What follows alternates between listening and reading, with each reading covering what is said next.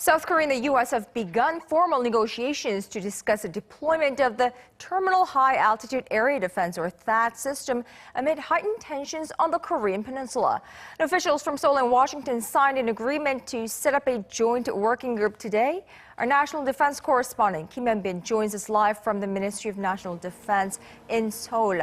Now, Hyun-bin, so is it now official that the two allies are in talks about introducing this sophisticated missile shield to the Korean peninsula?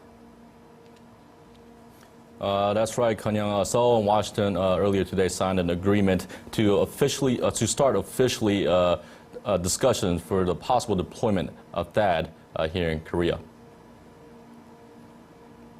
As part of enhancing Korea-U.S. missile defense readiness, we will discuss the possible deployment of THAAD, which will be managed by U.S. Forces Korea. The two sides discussed pre-requirements that need ironing out to deploy THAAD on the peninsula, including the location of THAAD, management, safety, and cost sharing of the U.S. missile defense system. The sides were co-headed by the South Korean Ministry's Director General Chung Kyung-soo and U.S. Forces Korea's Major General Robert Hedlund. The first working group was held here at the ministry at 3 p.m. local time. The ministry says that the deployment of THAAD is being discussed due to the increasing threats from Pyongyang and in response to the regime's fourth nuclear test and long-distance rocket launch earlier this year. Now, China and Russia have voiced their opposition to the deployment, as a missile interceptor could pose a risk to strategic security. Now, China in particular has shown explicit irritation over the ND system, claiming that it could spy on Beijing's military posture. To this, Seoul and Washington have assured that THAAD is purely a defensive system.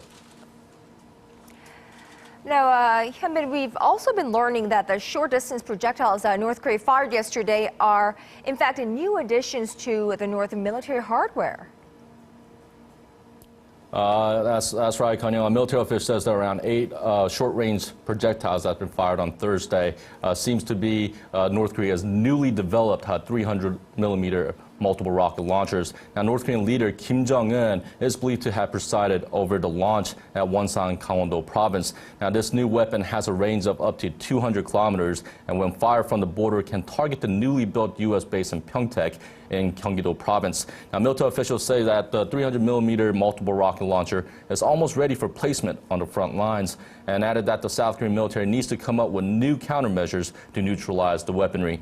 Now, South Korea has been developing its own multiple rocket launcher known as the Chunmu, but the system only has a range of 80 kilometers, which will not have enough firepower to neutralize North Korea's newly developed 300mm multiple rocket launchers. So an upgrade in military hardware, perhaps. Thank you, Hyun-bin. Kim Hyun-bin, live from the Ministry of National Defense.